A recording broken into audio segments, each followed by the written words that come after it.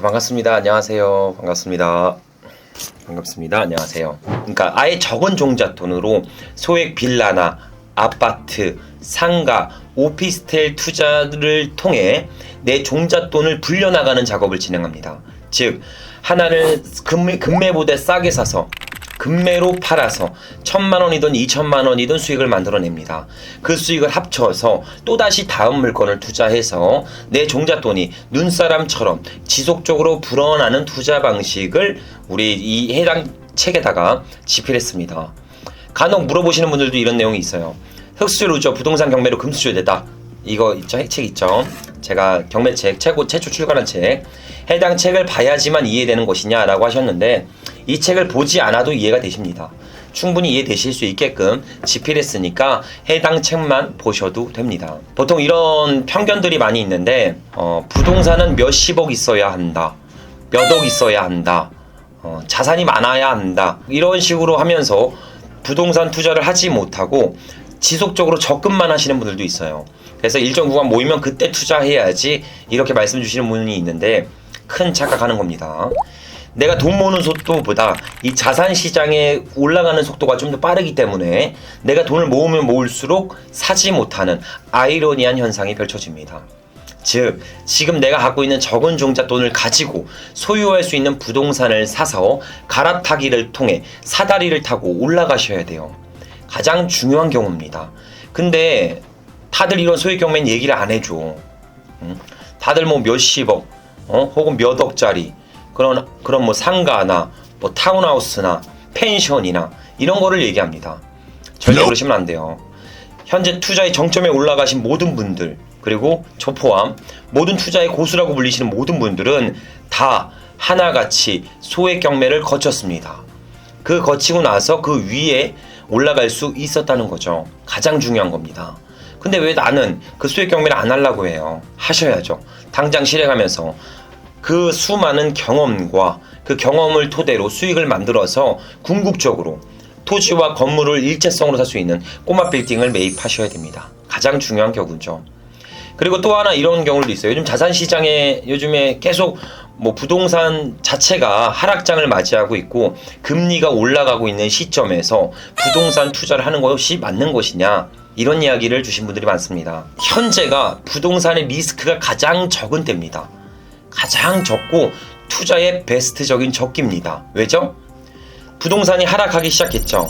그러니까 뭐 대대적인 뭐 국가 재난 위기나 국가 부도의 날 때문에 부동산이 하락하는 것이 아닌 단순 금리 상승과 뭐 전쟁 여파로 인해서 위기 심리 자체가 위축되면서 부동산을 던지기 시작하는 거예요. 이때 내가 시세보다 금매보다 더 저렴하게 거품이 완전 제거된 상태에서 매입할 수만 있다면 위기에서 기회를 만들 수 있습니다. 근데 우리는 다 반대로 하시죠. 부동산 시장이 이제 상승한다, 올라간다 할 때 그때 비싸게 사요. 그리고 떨어진다고 할 때 다 같이 팝니다. 절대 그러시면 안 됩니다. 부동산이 하락했을 때 매입하고 상승했을 때 파는 것입니다. 쌀 때 사서 비쌀 때 파는 거예요. 근데 왜 반대로 하십니까? 적은 종잣돈으로 인해서 시세보다 더 저렴하게 20% 내지 50% 저렴하게 안전마진을 획득한 상태에서 매입할 수 있다면 지금은 기회라고 보시면 됩니다. 부동산 경매 투자는 생산자가 되는 학교에 입학하는 곳이라고 보시면 됩니다. 자, 학교에 입학하면 뭐하죠? 초등학교 때 한글 배우죠? 마찬가지입니다. 권리상 문제없는 물건을 금매보다 싸게 사서 금매만큼 파시면 됩니다. 충분히 시세 차익을 만들 수 있는 물건들이 너무 많아요. 이때 가장 필요한 가치 상승의 작업은 인테리어입니다. 즉, 외관상의 사항들은 내가 수정할 수 없잖아. 그러니까 싸게 샀잖아요. 노후된 건물, 다소 미흡한 인프라, 이것 때문에 내가 안전마진을 최대 확보하고 싸게 매입했잖아. 근데 집 내부는 내가 바꿀 수 있어요. 그래서 인테리어를 통해 가치 상승을 올려서 수익을 만들어낼 수 있습니다. 근데 이런 인테리어 과정들, 직영업체 선정하고, 그리고 사후 관리하고, 공정별로 돈 입금시키고, 이런 것들이 추후에 신축할 때 축소판이에요. 그래서 이때 경험과 기술력을 쌓아서 추후 신축, 디벨롭의 길을 갈 수 있게 준비하셔야 됩니다. 그렇게 초등학교를 졸업하면 이제 중학교로 넘어가죠. 그때 뭐예요? 이때부터 좀 어려운 걸 합니다. 방정식, 뭐 적분, 미적분, 뭐 이런 거 하는 것처럼 특수물건을 공략해서 남들이 못하는 투자를 진행하게 됩니다. 즉 위반 건축물, 유치권, 지상권, 근생빌라, 선순위 임차인 공략법 이런 것들을 통해 부동산의 가치를 더욱 높여서 수익화를 만들어내기 시작하죠. 더 나아가서 상가를 낙찰받아서 쪼개서 임대 수익률을 극대화시킨다거나 아니면 복층 공사를 통해 2층을 1층 임대료로 바꾼다거나 간판 위치를 변경해서 유입자를 확대해서 가치를 올린다거나 다양한 방법으로 수익화를 도모하게 됩니다. 그렇게 이제 종잣돈이 3억에서 5억 정도 이 모든 투자를 통해 종잣돈의 시드가 모여지기 시작한다면 이때 비로소 대학교에 입학하시면 됩니다. 토지의 가치를 온전하게 사용할 수 있는 부동산을 낙찰받아서 수익을 만들어 가시면 돼요. 신축을 통해 가치를 올리는 작업도 있을 거고요. 아니면 부동산의 숨겨진 수익률을 찾아서 극대화하는 작업도 있습니다. 만약에 토지의 가치를 100% 사용하고 있다면 2종 일반 주거지역인데 용적률 200%가 적용돼요. 토지가 50평입니다. 그럼 100평밖에 못 짓거든요. 근데 이게 건축법이 완화됐을 때 지어진 건물이라 250, 100평인데 한 150평, 130평 지어놨어. 그럼 내가 이걸 허물면 100평밖에 못 지어요. 그리고 1층은 주차장법이 이제 강화돼서 1층을 날려서 주차장을 확보할 수 있단 말이야. 그러니까 이럴 때는 오히려 리모델링을 통해 수익률을 극대화하시는 게 맞습니다. 노후된 그런 건물의 외관을 새로운 옷을 입혀서 수익률을 만들어가는 작업이라고 보시면 돼요. 두 번째, 2종 일반 주거지역인데 용적률 200% 되는데 50평의 토지예요. 근데 50평밖에 안 지어져 있습니다. 그럼 100평을 지을 수 있는데 50평밖에 안 지어져 있죠.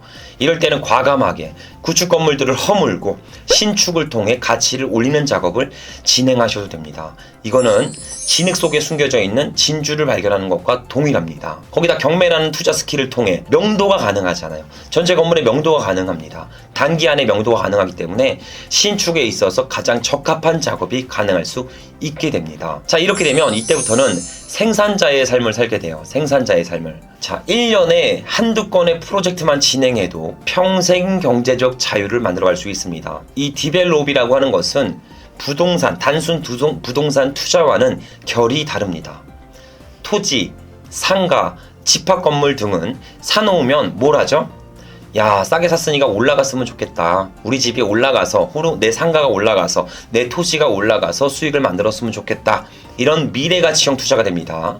하지만 디벨로퍼는 시작부터 얼마를 벌어야겠다 생각해놓고 싸우기 시작합니다. 그냥 처음부터 수지 분석이라고 하는데 전체 분석을 통해 내가 이 프로젝트를 통해 1년 안에 5억을 벌어야겠다 이렇게 정해놓고 싸운다는 거예요. 거기다가 공사 기간이라는 게 있잖아요. 그죠?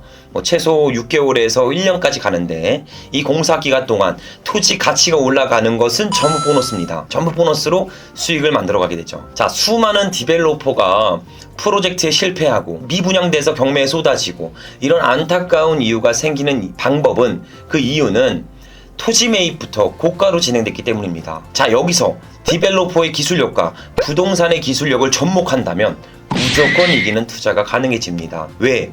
토지 자체를 시세 대비 20에서 50% 이상 저렴하게 매입하기 때문이죠. 질 수 없는 상황이 펼쳐질 수 있습니다. 자, 이 모든 내용 제가 말씀드린 거 소액 집합 건물, 오피스텔, 빌라, 아파트, 상가를 투자를 통해 수익화를 만드는 과정들, 그리고 생산자로 가는 50평의 토지에 건물이 50평밖에 안 올라가 있어요. 그럼 이런 것들을 어떻게 가치를 올릴 것인지, 리모델링 할 것인지, 신축할 건지, 이런 모든 과정과 노하우와 경험력과 기술력은 부동산 경매로 1년 안에 꼬마 빌딩주 되다의 책에 모두 담아놨습니다. 제가 무조건 이기는 가장 빠른 지름길로 인도해질 공략집과 같다고 보시면 됩니다.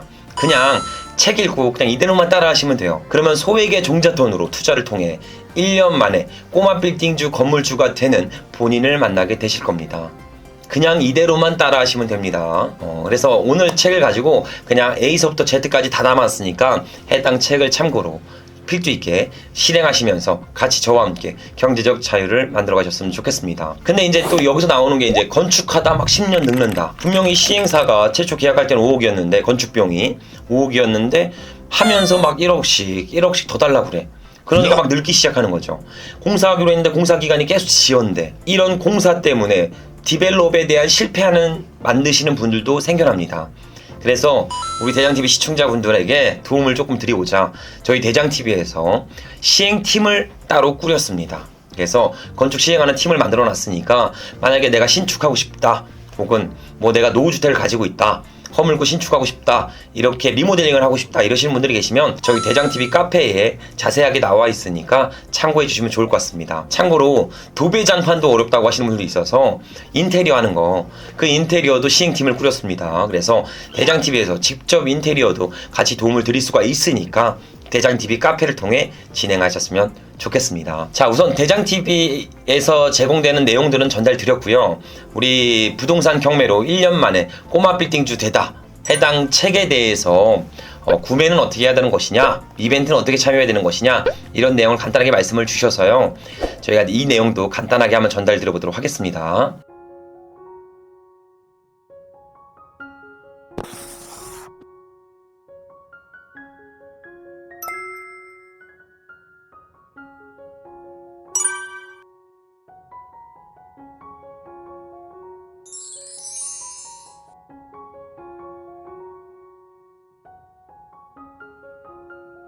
여기까지 전달할 내용들은 다 말씀을 드렸고요. 자, 오늘도 라이브 영상 시청해주셔서 정말 감사드리고요.